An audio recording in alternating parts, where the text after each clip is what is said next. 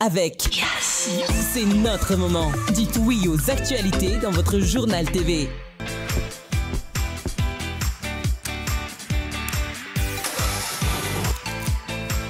De beaux projets pour des budgets serrés. Batimax, le partenaire des bons plans. Batimax, la qualité au meilleur prix. Manulcianoni vovô.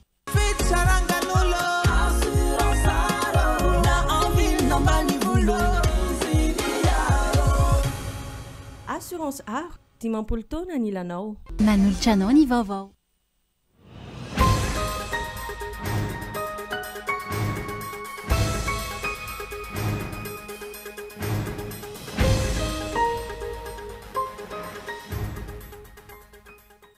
Tsy mavaolana mpitondra ka manilika andraikitra sy miafina ao ambadika ny fanaovana serasera sy fampanantenana amin'izao fotoana izao. Mivadika jadony izany ateo aoriana ka tsy misy mahazo maneho hevitra sy mamory olona ankoatra izay pomba ny fitondrana. Entina isehosehoana amin'ireo vahiny tonga eto Madagasikara hatreto ny tena antom-pisiany ny teleferika eto Andrenivohitra. Ny teleferika izay ho alefa amin'izao fandraisana ny Sadek izao. Tsy maintsy nandalo tamin'ny tompona andraikitra teny anivo ny primatiora sy ny fiadidiana ny repoblika ny antota taratasy momba ireo boina misa 5 mitondra lara-pamantarana malagasy ho ny manam-pahaizana manokana momba ny fanamoriana fiaramanidina. Samba ny teo amin'ny tantarany jeu vidéo Tekken nisina personazy malagasy antsoina hoe Miarzo izay afrikanina voalohany hatramin'ny sinty jeu miendrika adity. Eo amin'ny resaka iraisan'ny pirenena niatra nanomboka omaly ny fepetra fampiarana ny fampiakarana ny hetra amin'ny entana miditra avy amin'ny firenena maro napetraka Etazonia izay 10 hatramin'ny 20 isanjato. Isan'ny voamafy amin'izany i Suisse izay nametrahana hetra 7 amin'ny 30 isanjato. Ny antsiprian'izay.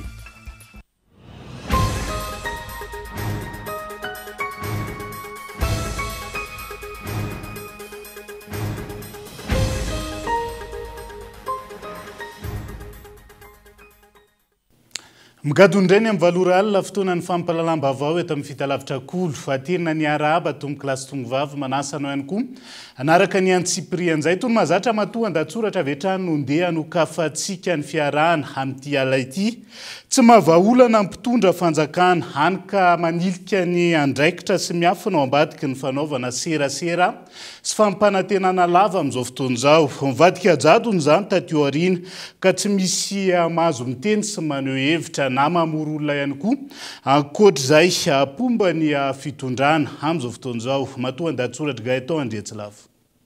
Tsy mahavaolana ny mpitondra fanjakana hany ka manilika andraikitra sy miafina ao ambadiky ny fanaovana serasera sy fampanantenana. Tsy nijanona teo niroso tamin'ny fanaovana tsindry sy ny didy jadona. Tsy misy afaka miteny, tsy misy afaka maneho hevitra, tsy misy afaka manao fitakina, maneho ny tsy fahafampony, tsy misy afaka mamory olona ankoatra izay pomba ny fitondrana, tsy misy afaka manoro sy manitsy. Vokatra izay, tsy misy fiainona ny vahoaka, tsy misy vahaolana aroso, tsy misy fampandrosoana vanona, tsy misy demokrasia, tsy misy fampiarana araka ny tokony ho izy ny lalàna, tsy misy azo tsapaitanana na iray aza. Ireo paikady napetraka hamana ny olana ara-tsosialy ny mponina. Raha ny sehatra ny fampianarana sy ny fanabeazana manokana, indrindra amin'izao ankatoky ny fidiran'ny mpianatra izao, dia maro tsy tambo isaina ny olana menjady iandrasana vahaolana avy amin'ny mpitondra fanjakana sy ny tompona andraikitra. Mitaraina avokoa ny akamaroan'ireo ray aman-drenin'ny mpianatra no ny falafosan'ireo fitaovam-pianarana, ny fidangan'ny vola tsy maintsy aloha any an-tsekoly sy ny vola tsy maintsy omanina ary tsy maintsy olaliana ahafahana mampianatra zanaka. Ahina eo anatrehan'izany ny ampiena ny tany fampidirana zaza an-tsekoly amin'io taom-pianarana ho avy io.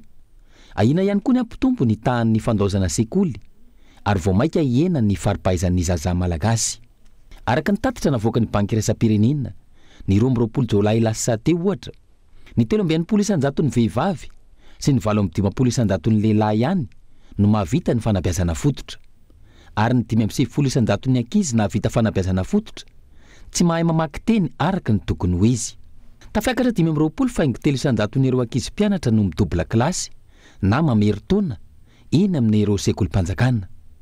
Tarehimarika avy roa eny amin'ny ta aty Afrika.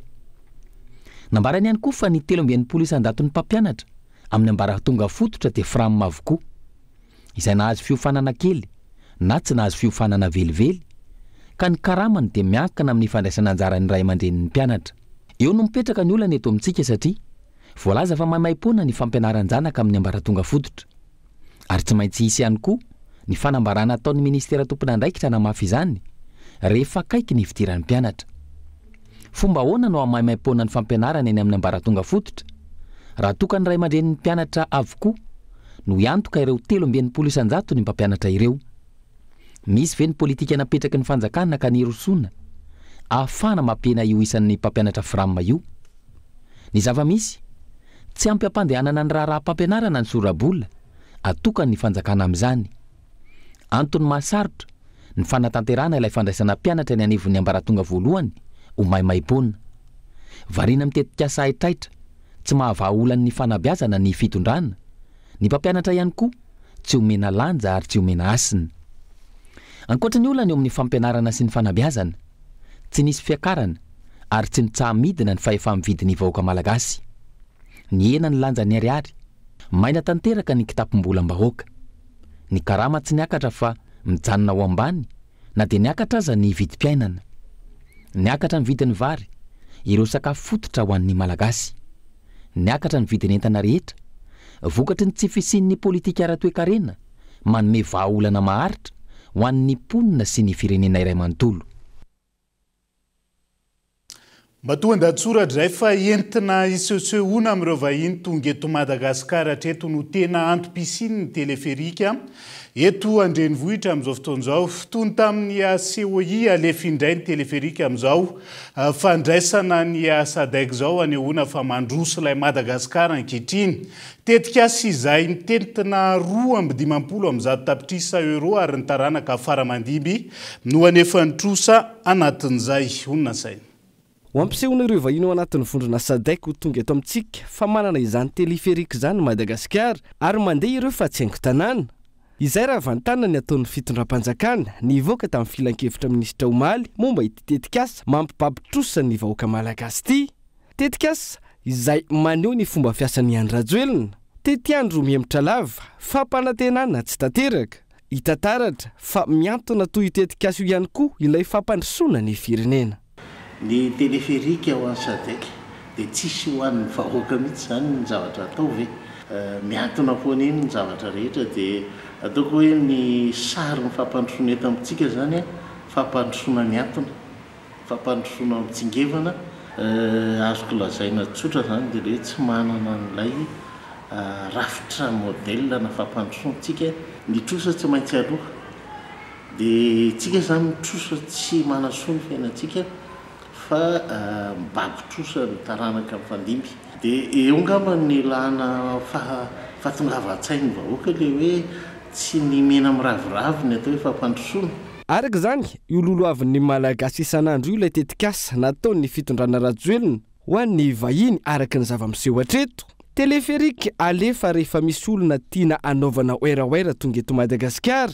Hita izany tamin'ny fandraisana ny lalao nosy ny taona 2024. Saika ho alefa aseho ireo atleta fa tsy tratra.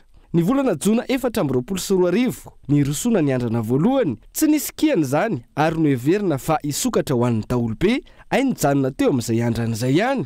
Taty amin'ny volana Aprily 2024 nalefa nivezivezy teny ambony teny indray ireo teleferika tsy nisy mpitaingina fa tonga teto ny filoha frantsay sy ireo delegaciona avy amin'ny ranomasimbe indianina namonjy ilay feonana tapo ny COI ka sao tsy hitan'ny frantsay nampindram-bola ilay tetikasa teleferika. Lasa ny vahiny nijanona teo indray aloha ary tonga ny fampanantenana fa talohan'ny fetim-pirenena farany teo no voalaza fa isokatra amin'izay. Ny arahana hita fa tsy tanteraka izany mandrakandroany ary tsy fantatra aloha ny fotoana ofisialisokafana ho an'ny vahoaka malagasy fa ny avy amin'ny SADC aloha no anehoany izany indray araka ny tapaka tamin'ny filan-kevitry ny minisitra. Ho ahetsiketsika indray aloha izany ireo anakonana ilay fantrana androsoana ny filaharana maneho fa mitanany rambony maneran-tany Madagasikara eo amin'izay tany fantrana izay. Ny sangisangin'ny mpanara-baovao moa taorian'ity fanapahan'ity dia ny hoe engane tsy ilay raraboina no ao an-tsainy maro rehefa miandrandra ny lanitra mijery sy mitazana ity teleferika ity. Ny tetikasa teleferika izay mitetina 2.50 amin'ny zato tapitrisa euro na 3.70 sy 700 miliara ariary ny vola notrosaina tamin'ny Société Générale, ny établissement financiaire Natixis sy tamin'ny gouvernementa frantsay tamin'ny fananganana azy. Trosa izay ny vahoaka malagasy no anefa zany ary miamtangana manoloana ity fitonga ny sandam-bola malagasy ity. Ankehitriny 2.20 miliara ariary isan-taona ny vola tsy maintsy averin'i Madagasikara amin'ireo nampindram-bola vokatry ny fitotonga ny sandam-bola izay mahery ny 10,000 ariary ny euro iray. Ny tetikasa tsy mampidy-bola na ny ariary azy. Ny trosa tsy maintsy aloha isan-taona ary ny taranaka malagasy no anefa izany. Izay ny teleferika efa mikasika ny rarabo inona 777 amin'izao fotoana izao. Tsy maintsy nandalo tamin'ny tompon'andraikitra teny anivo amin'ny primatura sy ny fiadidinan'ny Repoblika ny antota-taratasy. Momba ireo boinina 777 misy 5 mitondra lara-pamantarana malagasy ny manampaizana manokana momba ny fanamorinana fiaramanidina nanaovan'ny mpanao gazety fanadiadiana androany. Matoy ihany koa tsy voatifitra teny amin'ny abakabaka ary nahazo nijanona tamin'ireo serana na voara-maso. Ireo boinina misy 5 ireo nisy ny fifanarahana sy fankatoavana avy amin'ny firenena nanomeny lara-pamantarana na ny matriculation anatin'izay raha ny fanazavana Gabin Loano mitatitra ny Antsipriana. Tsy maintsy fantatry ny mpitondra teto amintsika mialoha iny raha boinina 777 misy 5 nitondra laram-pamantarana Madagasikara iny. Hoy ny manampahaizana momba ny fanamorina fiaramanidina nanaovana fanadahadiana.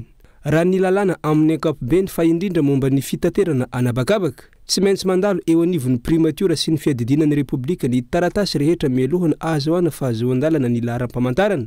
Tsy bisikleta na moto ny resaka eto fa fiaramanidina lehibe miisa 5. Volabe no nahavitana nanomezana laharam-pamantarana. Tsy afaka manapa-kevitra manokana momba an'izany ny ACM sy ny Ministeran'ny Fitaterana. Ankoatr'izay dia mahatoa tsy voasakana sy tsy voatifitra teny ampanidinana ireo fiaramanidina ireo. Ary nahazo alalana hidina sy hipetraka tamin'ny seranana voara-maso sy voaro. Dia mazava ho azy fa misy taratasy mazava sy ara-dalàna ary mety misy hatramin'ny fifampiresahana tamin'ilay firenena nahazoana n'ilay matriculation sy ireo toerana izay nandalovana raha ny fanazavana hatrany. Tsy maintsy fantany ireny satria hitantsika rehefa maka numéro dia maka numéro any amin'ny primature rehefa dossier lehibehibe dia misy somme ngezangeza koa dia tsy maintsy maka ny hevitry ny faratapony eto amin'ny tany sy ny firenena. Raha ny fomba fandiniana azy dia tokony fantany ireny. Matoa zany aloha kosa ilay izy tsy voatifitra en lera reny avion reny dia misy fifanarahana ao satria ny firenena resantsika eo Iran, Irak misy ady any amin'ireny firenena ireny. Fa matoa zany iny afaka mipetraka Somatsara dia afaka mipetraka amina aérodrome contrôlé et protégé. Dia matoa zany autorisé à atterrir en avion anankiray dia azo lazaina hoe en bonne et due forme ny administration sy les missions eo amin'ilay toerana zany. Momba an'ireo mety nanamory an'ireo fiaramanidina ireo kosa, mety ho mpanamory nahazo fankatoavana avy tamin'ny ACM taty amintsika, fa ihany koa mety nahazo fankatoavana iresa amin'ny pirenena. Na ity ahiahy farany ity aza no nitranga dia tsy afa-miala amin'ity raharaha ity ny ACM sy ny mpitondra malagasy, satria laharam-pamantarany Madagasikara no nampiasaina tamin'izany. Na samy miala bala sy milaza ho tsy mahafantatra aza ny mpitondra eto amintsika, tsy maintsy miseho ihany ny marina momba ity raharaha avolenta manimba endrika any Madagasikara amin'ny sehatra irasan'ny pirenena ity. Hoy hatrany ny fanazavany mpisehatra teo amin'ny tontolo fanamorina ny tondra fanazavana. Immatriculation malagasy iny dia iny zany na azo atao en lera tsy inona ny plan de vol fa atao an-tsoratra ihany koa ny plan de vol ao amin'ny asekina.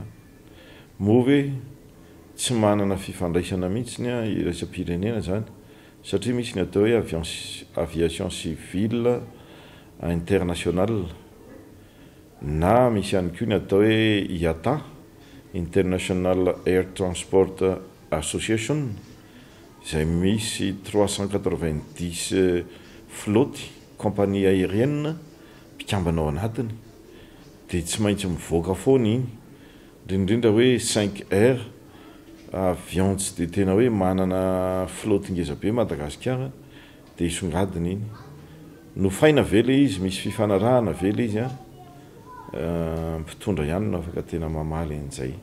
Raha ny tokony izy aloha dia hoe tsy tokony le firenena ny saziana raha sanatrika isany sazy a fa zay ao anatin'ny rehetra ao anatin'le rayon na tonga n'ilay matriculation ka tsy voazava mazava araka ny fanazavany hatrany dia misy baraingo sy zavatra miafina tsy mbola mazava ao ambadika izao raha izao izavy ireo tompony andraikitra ao amin'ny fitondrana na manodidina mety ho voasaringotra ka mahatonga ny mpitondra mialangalana hoy ny fanontaniany mpanara-baovao ho voavaly ary ho fantatra oriana kely eo zany rehetra izany hoy ity manampahaizana sady mpanamory fiaramanidina ity izy izay nanamafy fa tsy ho afabela izay rehetra tompony andraikitra tamin'ity raharaha goavana ity la fomba vao hafa vetivety ny trangana ororon-tany nanana magnitude 3.7 teto Analamanga sy ny manodidina Androany tokony tamin'ny 5 ora hariva latsaka teo araka ny tatitra avy amin'ny yoga na ny Institut et Observatoire de Géophysique d'Antananarivo eo anivon'ny Université n'Antananarivo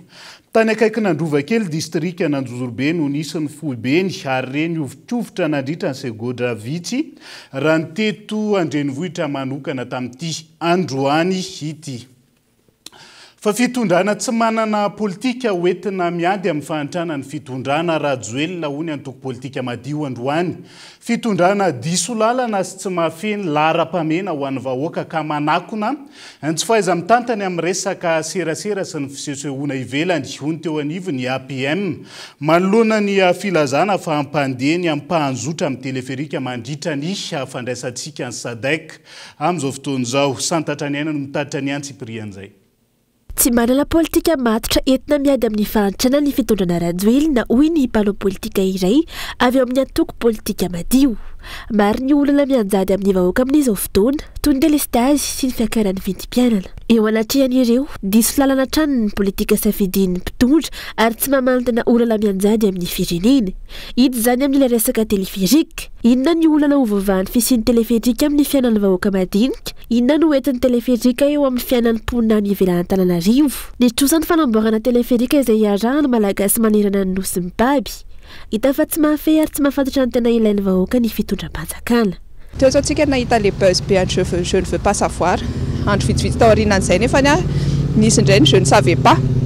Raha rahagoavana be misy akony maneran-tany dia ny tompona andraikitra ambony indrindra eto amin'ny firenena no tsy mahafantatra ny zavatra misy dia tsy manontany tena tsony sady tsy gaga tsony tena raha mieritreritra izany hoe aiza raha izany ny politika mpanjakana hiadivana amin'ny fahantrana satria tsy fantany zareo ilay izy tsy fantany na ny zavatra tena tokony ilaitsika vahoaka sy olom-pirenena raha tsy fantan'izy ireo hoe inona ny tena ilaitsika tsy mipetraka tsara ilay politika ara-bolan'ny fanjakana dia lasa any amin'ny tsy tokony ho izy foana no miezaka mandeha maka vola. Hitantsika izao hoe efa io ilay teleferika efa mivezivezy avida eo izy natao ese dia manontany teny ianao hoe vahaolana amin'inona kay izany io haingo tanàna ve vahaolana amin'inona ara ilay izy mieritreritra ny fanjakana hoe programa goavana be ilay izy nefa ny tsy dia misy fetraikany mivantana na ankolaka akory ary any amin'ny olom-pirenena sy ny sambatan'olona ilay izy. Ho fanakonana izay tsy fahaiza mitantana sy tsy fananana politika matotra izay miazakazaka mpitondra amin'ny fanaovana tetikasa sy serasera entina isehosehoana aseho toy ny fandraisana nataon'izy ireo avokoa izay zavatra tsara miseho eto amin'ny firenena na dia tsy misy fandraisana amin'izy ireo aza izany fireharehana diso toerana.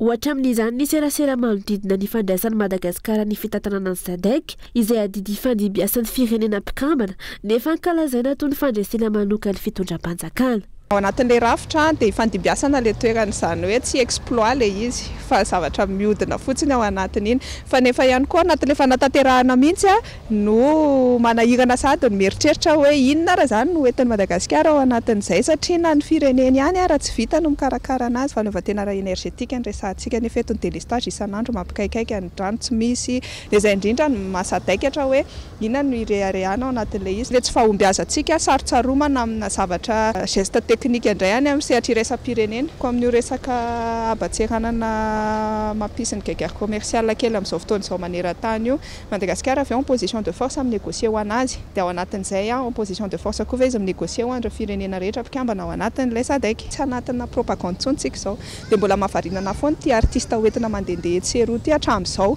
nefa amin'izao fotoana izao efa tokony manatsaratsara kokoa nefa vita nefa ilay vita raha moa tsy nisy dia inona moa izany no hatsaraina. Ho an'ity mpanao politika ity tokony handrelesina amin'ny zava-miseho ny vahoaka tokony hianatra hifidy tsara sy aro ny safidiny anjarany vahoaka ihany koa ny mandray andraikitra manoloana ny zava-misy ankehitriny ipetraka fotsiny ve sa hanao hetsika entina nairana ny mpitondra fa miatramany anarabaky teny ny tsy faaiza mitantana amin'izao fotoana. Miresaka politika mpanjakana sika fa hidirantsika lalindalina kokoa ny politika mahakasika ny sehatra ny fampianarana. Mananika ny fitopolo isanjato ireo mpianatra na feno fepetra no tsy tafiditra eny amin'ny sekolim-panjakana. Ho an'ireo komunina manodidina n'Antananarivo amin'izao fotoana izao, tsy fampina fodrafitrasa izay mahatonga ny tany fidirana ny sekoly ambany. Ho an'ny komunina Bobao Anteroka tsy mbola misy lycée-mpanjakana hatreto. Ny komunina Lasora lycée iray ho an'ny Fokotany miisa 20 amin'izao fotoana izao. Honina saina. CEG sy lycée iray no andraisana ireo mpianatra maniriditra amin'ny sekolim-panjakana avy amina Fokotany miisa 20 amin'ny komunina Alasora. Ho an'ny komunina Bobao Anteroka tsy mbola misy lycée-mpanjakana mandrakandroany. Tsy ampiatrany amin'ny 70 isanjato any ny fotodrafitrasa-mpanjakana amin'izay sehatra ny fampianarana izay hoarina amin'ny isan'ny mpianatra amin'ireto komunina ireto izay samy akaiky ny renivohitry Madagasikara. Tena tsy ampy mihitsy satria ndra ny filana zany eto amin'ny komunina Lasora eo amin'ny fotodrafitrasa amin'ny resaka fampianarana dia tena tokony hitombo avoroeny no zavatra misy amin'izao fotoana izao. Be dia be ilay ankizy no mandeha lasa tsy mianatra no izay tsy ny fotodrafitrasa satria tsy manana ilay ray aman-dreny ihany koa hoe ampianarana ny zanany any amin'ny sekoly tsy miankina. Raha ny tsy fahampiana aloha zany dia eo amin'ny hoe 70 isanjato. Ny ankizy zany aloha dia tsy afaka niditra raha ihany ny CEG eto anivon'ny commune Anteroka. Ny ankoatran'izay kosa ny lycée dia raha sitrapon'Andriamanitra dia amin'ity taona ity izahay hanomboka ny fotodrafitrasan'ny lycée fa mangataka fiaraha-miasa hatrany amin'ny ministera ny fampianarana mba hahafahanay manao ny antotan-taratasy rehetra fa ny mpiara-miasa kosa dia efa vonona hanangana ny lycée Anteroka. Araka izany tsy maintsy mitady mpiara-mombonantoka miara-miasa amin'ny sehatra tsy miankina ny fiadinan'ny tanàna tsirairay raha tia hanana fotodrafitrasa-pampianarana mamaly ny filan'ny vahoaka. Manamorona ny bypass iny izao tsy misy sekolim-panjakana na iray ary. Jery ny commune hoe amin'ny fomba ahoana no ahafahana mahita tany mividy tany satria tsisy tany mpanjakana intsony koa mba ahafahana manorona fotodrafitrasa eny amin'ny toerana iny. Hatreto aloha zany tsy nisy mihitsy ny fotodrafitrasa izay nataon'ny fanjakana fa dia tsy miankina foana sy ny commune no nezaka ny fametanana amin'ny fanamboarana ny fotodrafitrasa sekoly. Eto mbola tsy nahazo an'izany sekoly manara-penitra zany. Tanàna honenan'ny mpitondra fanjakana anisan'izany ny ministra ny fampianarana fa hatreto mbola tsy nisy. Eny fa na dia ny sekoly rava ary hatreto mbola tsy nisy tonga nanarina azy. Commune tsy ampy 20 kilometatra mialana Antananarivo, 70 isanjato ny mpianatra tsy tafiditra amin'ny sekolim-panjakana. Izany hoe raha misy mpianatra 10 tokony hianatra amin'ny EPP na CEG na lycée, ny 3 amin'izy ireo ihany no tafiditra. Ny 7 ambiny na mandoha vola isam-bola eny amin'ny sekoly tsy miankina ny ray aman-dreny na mijanona amin'ny fianarana ny ankizy rehefa tsy manana hoentim-manana. Ny commune izay efa nahenan'ny fanjakana fohibe ny fidiram-bolany no mbola izao manao ezaka ahavitana sekoly izao fa ny fanjakana tsy mbola any amin'izay fotodrafitrasa-pampianarana izay aloha no laharam-pamena fa tsy hitan'ireo vahiny mandalo eto Madagasikara mantsy zany hoarina amin'ny teleferika. Dia izay ihany koa no antsika misedy vetivety ao anaty doka fohy amin'ny fametrahana ny samboady ny solombavambahoaka afaka andro Kristian. Izay ny laviny OMC any Mahajanga ny taratasy fangatahana amin'izao fotoana izao. Eo ihany koa ny kiondalana goavana lalovany resaka jeu vidéo Tekken izay misy personazy malagasy miaro zo mampiresaka ihany koa ny mahakasika an'izany ary isan'ny vaovao goavana ao anatin'ny tapany faharoa ny fampalalam-baovao no anarahantsika ny antsiprian'izay. Aza misaraka aminay ary.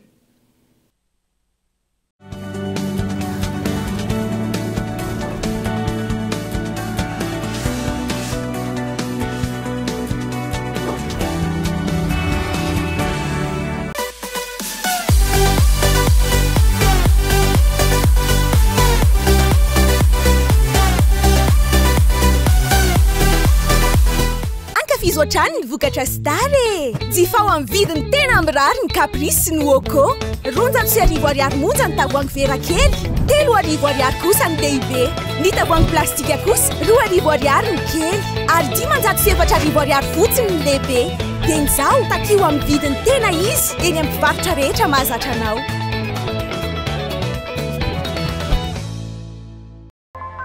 Midea, numéro 1 mondial en électroménager. Plusieurs milliers d'utilisateurs dans le monde font déjà confiance à Midea. Pourquoi pas vous? Vous recherchez le luxe, la technologie de pointe, l'innovation et surtout un prix très abordable. Midea, c'est la modernité, l'innovation et le luxe à un prix défiant toute concurrence. Midea, avec une très large gamme de petits et gros électroménagers, avec une garantie allant jusqu'à 2 ans. Service après-vente fiable et assuré. Midea, le luxe, la technologie et l'innovation à un prix abordable. En vente dans tous les magasins Cosmos et les revendeurs. Midea, make yourself at home. Sarobidy aminakà loatra la famille ke ny vota crédit mirindra io za afaka magnamia zara ilendreo atantrano ya pitendra fa manenga sakao nefa tsy nanana fahafanana ny anna instrument complet mihitsy amrota nefa androany miaraka amin'ny rindra tanteraka ny nofinofi nampivoatra ny fiainan'olona maro teto Madagasikara venta crédit mirindra arahinao miaraka amin'ny mirindra tanteraka ny fikasanao.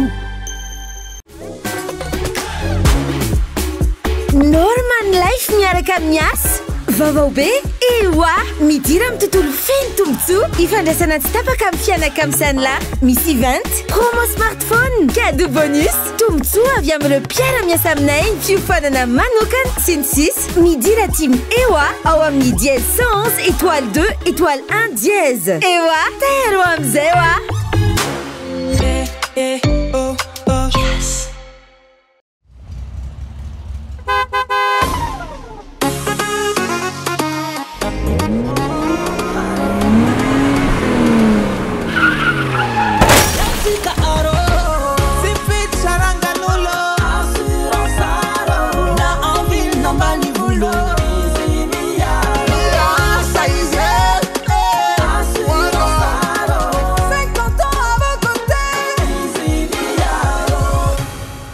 Assurance art, dimampolo taona ny ilanao.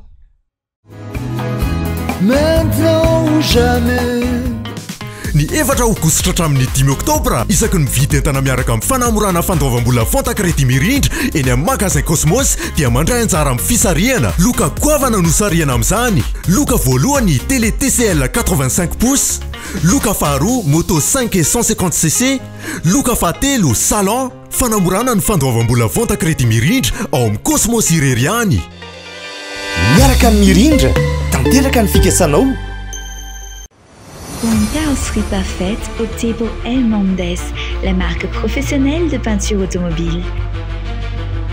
Le mastic corrige les imperfections, la peinture garantit une tenue durable. Le vernis illumine et démarque votre voiture.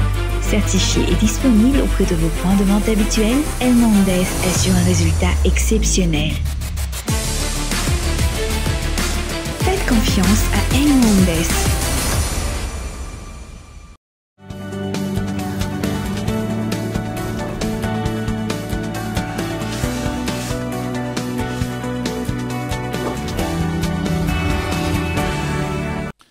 Anoizatsika ny tapany faharoa amin'ny fampalalam-bavao amin'ity ala ity.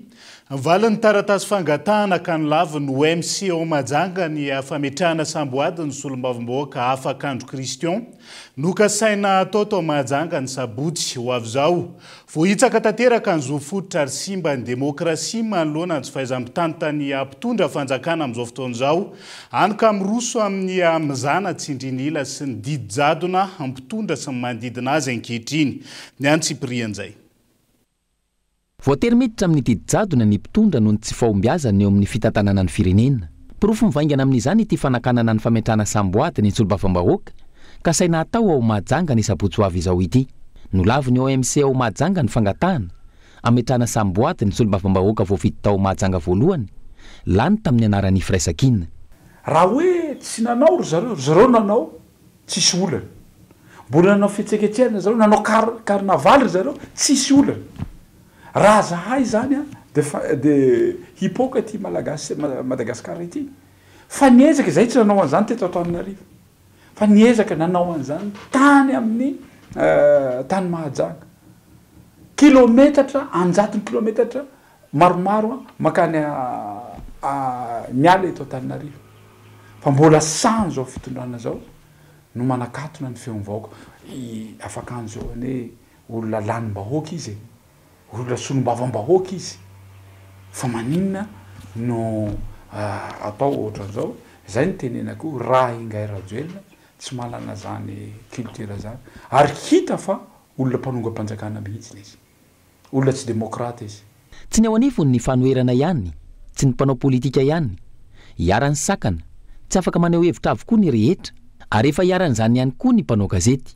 fa nitsakitsana ny zo fototra izany ary manimba tanteraka ny demokrasia satria maro ireo mpanao gazety ny samborona ary maro koa ireo mpanao gazety tsy avela hitsandraka vaovao maro koa ireo mpiasam-panjakana izay haneho ny alahelony izay sakanan'izao fitondrana zao misy koa ireo olon-tsotra izay haneho ny alahelony no ny vokatsy ny délestage tsy sy ny erano dia fanjakana foana no manakana an'izany zavatra tiako tenena amaliko an'izay fanontaniana izay tsy zahay irery avy ao amin'ny fanoherana no tratra an'izany zavatra zany fa isika rehetra tompoko no tratrany izany fanakanana izay ataonyity fitondram-panjakana ity ary eto misy farany zavatra rehetra tsy maintsy ho tonga ihany ho tonga saina vahoaka malagasy rehetra manoloana ity tsy fahafahana mametraka samboaty ao Mahajanga ity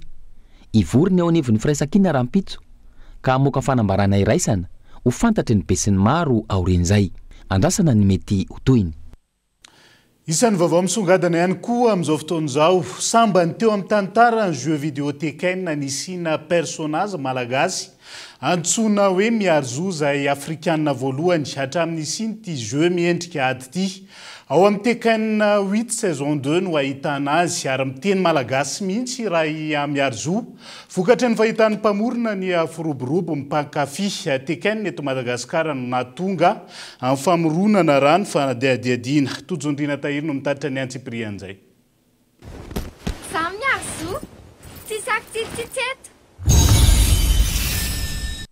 hita ao anatin'ny jeu vidéo Tekken 8 i miarzo 12 taona teratany malagasy tovavy mpanao morainga izy ho an'ny mpankafy Tekken dia vaovao ofisialy ho an'ny mpilalao Tekken 8 maneran-tany fa misy personnage malagasy voalohany sady sambany anatin'ny Tekken 8 miarzo no anarany dia le izy moa tsy hoe création anay fa création Bandai Namco zany mpamorona an'le personnage sy mpamorona an'le jeu noho ny ezaka nataon'ny communauté Tekken Madagasikara satria raha tsy nisy le communauté noho n'izay zany mahatonga ny hoe misy ny lanjany ihany ny association na ny communauté Madagasikara atao anatiny ary nitondra ny anjara birikiny ny mpiara-miasa ny zareo mikarakara an'le personnage amin'izao raha moa akizy ao anatin'ny communauté ihany any hoe kambana ao anatin'le association ihany fa tsy afaka mbola tenenina moa zany hoe iza na iza satria raha tsy mbola mivoaka le personnage zay vao afaka mampiseho zareo hoe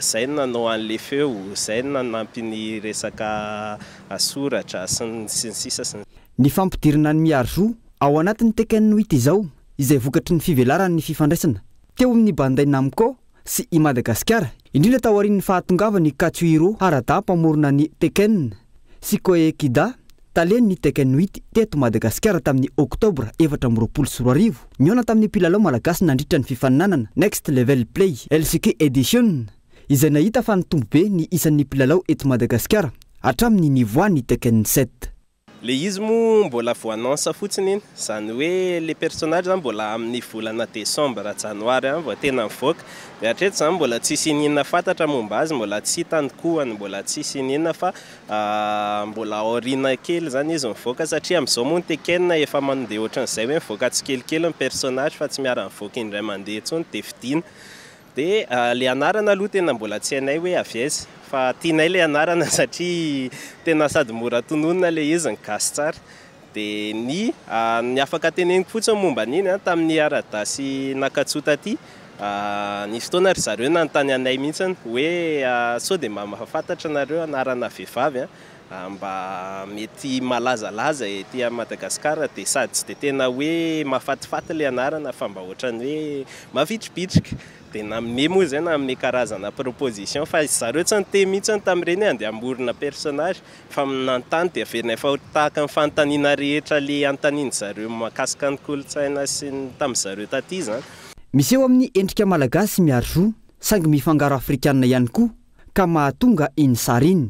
Araka ny fanazavana hampiseho ayady malagasy morainga izy saingy ampifangaro izany amin'ny ayady afrikanina hafa sy resaka fiction ihany koa mba handavirary ny fitondrana azy ao anatin'ny ady rehefa milalao. Tsy adin'ny filohan'ny fikambanana teken'ny Madagasikara ihany koa ny misaotra ireo mpanohana rehetra teto Madagasikara natongavana tamin'izao vokatra tsara izao. Fahombiazana zany reny ho an'ny mpilalao tekenina sy ny fikambanana misehatra ao anatin'izany eto Madagasikara ka irariana mba tsy ho miaro zo ihany fa mba misy anarana hafa ihany koa andrasana ao anatin'izay. Fa sina fikojagojana sy fanajariana amin'ny alalan'ny tahirim-bola ho an'ny lalana ny lalana maro eto Antananarivo sy ny manodidina atoato raha nitapaka nandritra amin'ny filakevitra minisitra Omaly. Isan'izany ny eny Ambomahitsy, ny eny Ambohibeilafy, ny eny Ambatonakanga, Bojatovo sy ny maro hafa. Fanamboaran-dalana izay azo heverina ho fandaniam-bola fotsiny ihany ny filohany antoko VST nanaovana fanadihadiana androany. Ny ankamaroan'ireo lalana ratsy izay efa tokony ho vita efa ela raha nanam-piniavana tamin'izany ampitondra fanjakana. Daniel Aminorso no mitaritra ny antsiprian'izay. Tapaka nandritry ny filakevitry minisitra Omaly ny fanaovana ireo asa fikojakojana sy fanajariana ireo lalana eto Antananarivo sy ny manodidina izay vatsiny tahirim-bola ho an'ny lalana.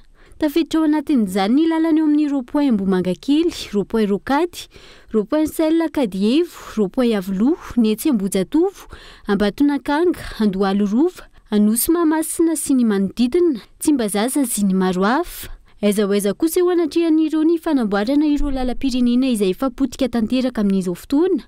Isan'izany ohatra ny RN2, ny RN5 sy ireo lalam-pirenena maro samihafa. Ny ankamaroan'ireo lalana amboarina sy asiana fikojakojana ireo izay saika sy mpanamboarana foana isan-taona noho izy matetika andalovany ireo tompony andraikitra ambony eto amin'ny firenena. Ireo lalana ratsy kosa tsy misy mijery fa izao potika tanteraka izao. Ny ankamaroan'ireo lalana ratsy izay tokony efa ila no vita tsara avokoa. Raha izay vola lany tamin'ny fanamboaran-dalana isaky ny mihetsika izay ho ny filohany antoko VST.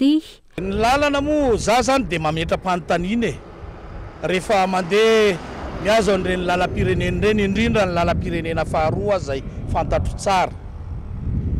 Efa voapasoka kikisana dia hitsahana amin'ny silindra dia tonga ny orana ary azadino fa iny faritra atsinanan'iny dia orana ny be dia be rehefa tonga ny ririnina tahaka an'izao dia ritsahan'ny orana dia hitsahan'ny fiara sy ny camion dia raha goka anankiray no hita teo tamin'ny voalohany dia goka 100 izy amin'izao fotoana dia any efa manomboka le efa ny pasipasohana teo efa azo anetsana sy azo himpiana trondro indray izy zany zao dia tsy fantatra hoe inona ny hevitry ny fanjakana ny amin'ity kikisana sy pasipasohana lalana isaky ny 2 volana ity zany ve le fandrosoana raha zay fandaniam-bola isaky ny 2 volana efa impiry metaona zay no tena nanamboarana ny lalana nanaovana tara efa mba hita izay hita. Raha ny zava-misy hatrany, mipasoka ny famalama izay no azo andikana ny fomba fanamboarana ny fanjakana ny lalana eto amintsika. Trangana fiatsara mbela tsisy fisehosehoana ivelany fotsiny ihany, vahaolana vonjy tavanandro tahaka ny mahazatra ho hatrany ny faneho-kevitra. Mpitondra amin'izao aloha zany na fijery azy dia tsy manana vahaolana maharitra fa vahaolana vonjy tavanandro. Raha izay ny ilazana azy mialatsiny fa dia zany moa zavatra misy milaza zavatra misy fa tsy hoe mamorona. Vahaolana petatoko ny any amin'izay isehoana hoe mahavita sy manao dia misy ny any fa ny amin'izay tokony iveloman'ny vahoaka sy mahasoany vahoaka dia tsy voajery zany. Zay nge le zavatra manahirana la ihany amin'ilay tsy alehan'ny vahoaka iny moa zany dia misy fiteny mihitsy malagasy malaza azy hoe any amin'ny tsy mivoto ny manaintainy any amin'le tsy ilain'ny vahoaka namboarina dia zany no zavatra manahirany zao mandeha korisakoriser ny téléférique tsy fantatra moa hoe manakory sy manakory satria eo ny sadeky dia fafana daholo ny lalana amboamboarina tapitapenana zay azo tapitapenana aloha tsy mbe tsara velaty dia zao mandeha ny téléférique vita lasa ny sadeka dia mioky eo ndray tsisy lilinina itsony téléférique moa tsy hitako hoe ina nidiran'ny fiainan'ny vahoaka malagasy. Tsy mbola tara raha izao no miroso amin'ny fametra-pialana ny mpitondra fanjakana ankehitriny manoloana ireo tsy fahombiazana sy tsy fahaiza mitantana ny mpitondra fanjakana ankehitriny ho hatrany ny antoko VHT.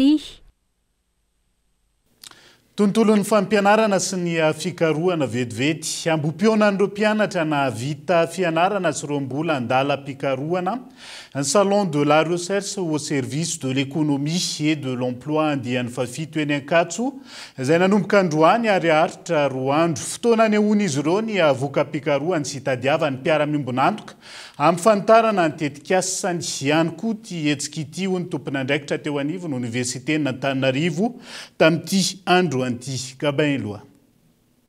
Voka-pikarohana maro no hita mandritra ny salon de la recherche au service de l'économie et de l'emploi andian'ny fafito eny Ankatso manomboka androany. Anisan'izany ny voka-pikarohany faratiana nanodina ny zavamaniry ho lasa fandokon-damba. Misy aloha ny resaka fako zany hoe ny hoditra akondro ohatra ny hoditra tongolo hoditra na zavoka hoditra na mangoston dia ireo nahodinay alana ny loko ao anatiny dia antokoana lamba.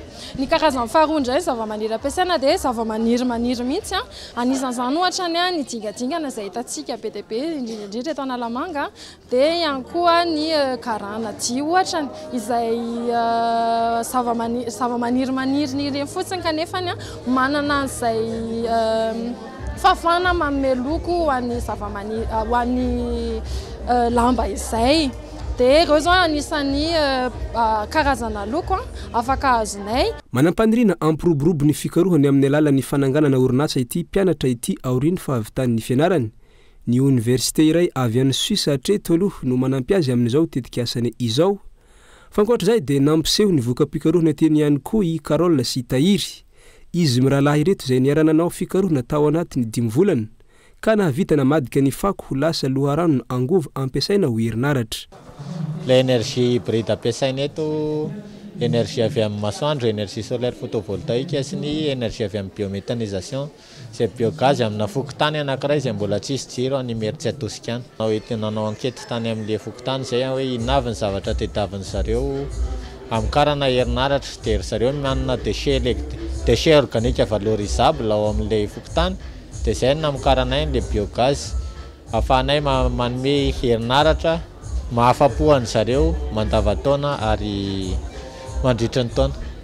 Ny ambanivohitra rehefa andro ririana dia mamonjy famadihana, manao fety maro samihafa dia teo ny olana kely satria tsy ampy izany ny donné ahafahanay mamita ilay étude satria visy ireo izany hoe fomba fiantsonay anazy moa izany hoe échantillon na donné tokony ananana dia tsy maintsy mbola nitatra elaela ilay fotoana izay ho azo ny angom-baovao rehetrarehetra ahafahana namita ny étude rehetra. Andrana no natao tamin'ny voalohany ary nahita-mokatra sy fahombiazana tsara hanitatra sy ampiatra ity fikarohana ity amin'ny toerana hafa izy mirahalahy ireto raha ny fanazavana.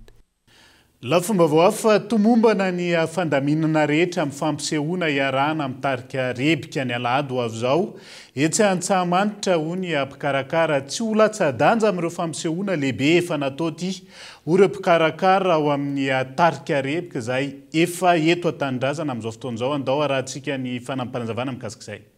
Izy ohatra nefa fomba ataontsika hoe fomba anankiray eto Madagasikara hoe indray mandeha isan-taona miaraka amin'ny Lax Production sy ny fiara-miasan'ny Lax Production sy ny tarika rebika fa hitantsika moa ny hatramin'izay fa efa nisy taona maromaro vitsivitsy mifanesy zay ary tsy hita izay maratsy azy fa dia hotohizana mahasamy hafa azy angamba isongona ny tsara vitanay foana isan-taona zahay Ie, ny tapakila moa zany efa tena mandeha tokoa le izy ao amin'ny super musique ao fa fonjeo any matetika manko sika amin'ny andro fampisehoana foana vao tonga dia ny sono tena mihoatra mety isato décoration moa zany mazava ho azy mizaka mamea ny fahafapo amin'ny mpakafy foana ny terana mpiaraka reo zahay ny tonga tafaverina somatsara etanilazana misy namana anankiray moa manaraka fitsaboana ny ampinany ranomasina any ka minsy manantena fa nivavaka ho azy no ataontsika fa ny fahatongava mety ho tonga satria mbola ao anatin'ny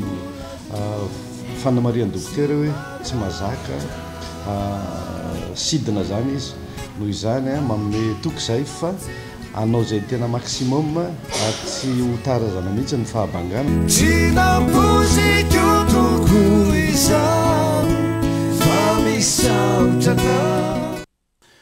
isan'ny vaovao mampalahelo amin'izao arivo zao ihany koa dia fantatra fa maty ihany koa ilay tovavy antsoina hoe Jessica isan'ny namonjy ilay tsingeritaona izay nahafatesana olona maro teny Ambohimalaza efa nantsaboana teny amin'ny Asiera ny tenany ary efa nalefa nody ihany koa saingy miverina sepitra ka androany tsy tanany ainy raha ny fantatra amin'izao fotoana izao misa 3 araka izany ireo maty tao anatin'ity raharaha Ambohimalaza ity hatreto ezahantsika ho taterina atao anatin'ny fampalalam-baovao ihany mahakasika an'izay zay eto amin'ny Cool TV FM moa dia miara-miory ary miondrika tanteraka eo anatrehan'ireo rehetra lavo tao anatin'ity raharaha ity fanohizantsika ny fampalalam-baovao amin'izao oro izao ankizy 500 no andrasa nanatanteraka lasy fanokafana jobily fa 20 taona nijoroan'ny tily faritany Boeny teo amin'ny famolavolana ny tanora olombanina tompon'andraikitra sy azo itokisana ihany fofokotany ampitolova no mandray ny lasin'ireo ankizy ireo hatramin'ny 7 ny volana Aogositra ho avy izao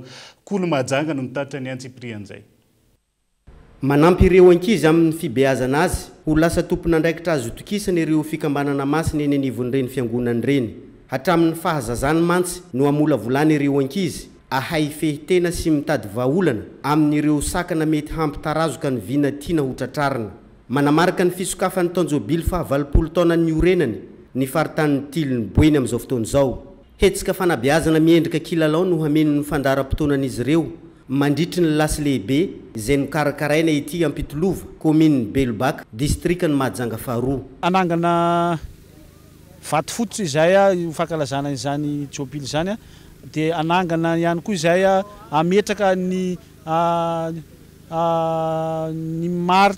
marina tsara ao anatin'ny fikambanana satria ny tily tsara no lalana araka ny slogan foibe amin'izao fotoana izao koa maro ny hetsika izay ataonay ity hetsika ity aloha zany dia efa ahitana ihany koa ny lalao somafombo no ilazana izy amin'ny terme teknika izay lalao fifaninanana teknika ao ny aza lehibe ao ny LFTT ho an'ny sampana maitso ao ny rodorodo ao ny fotasa ho an'ny mena fifa dia tena ao anatin'izay no amokany ny larina voalohany anomezana fanomezana mahafinaritra hoentina fanamariana izany fankalazana zany ka dia soranay an'Andriamanitra ny amin'ny fahatotosany izao andro izao tanora voavolavola ho tompon'andraikitra mahatoky sy mahatahotro an'Andriamanitra no tarigetra napetraka mba hahazahoana vokatra azo tsapain-tanana eo amin'ny fanatanterahana ny asa izay andreketany tsirairay raha hatr'izay tena nisongadina dia hita ny fahavononany rehetra amin'ity fikambanana ity satria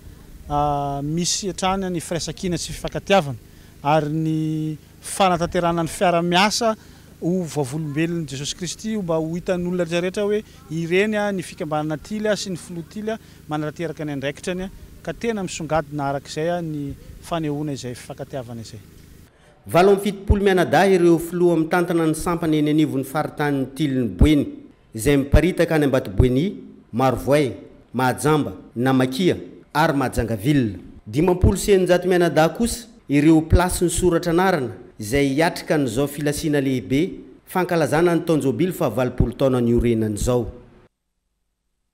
dia izay ihany koa no entsika miampita ao anatin'ny maresaka iraisam-pirenena vetivety mienjana ny politika ara-barotra ao Etazonia amin'izao fotoana izao niatra nanomboka omaly amin'ny fepetra fampiarana ny fampiakarana ny etra amin'ny entana miditra avy amin'ny firenena maromaro 10 hatramin'ny 500 isanjato ny tahanyetra alaina amin'ireo vokatra miditra ao Etazonia izay mahakasika firenena mahery ny 80 sy mivondrona Eropiana isan'ny firenena voamafy amin'izany i Suisse izay nametrahana hetra 7 amin'ny 30 isanjato Mifepetra izay efa nampafantarany volo amerikanina efa ho efa bolana lasa zay raha iverenany.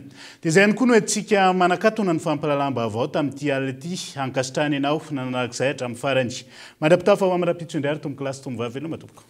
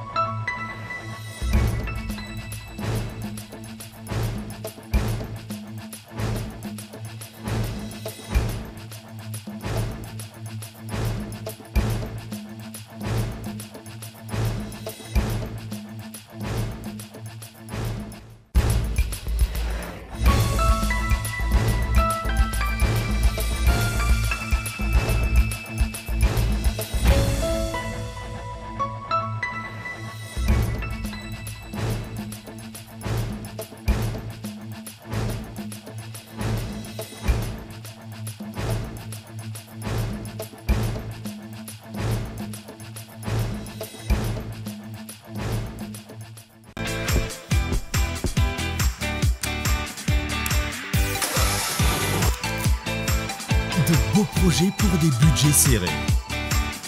Batimax, le partenaire des bons plans. Batimax, la qualité au meilleur prix. Vous a présenté Nivava.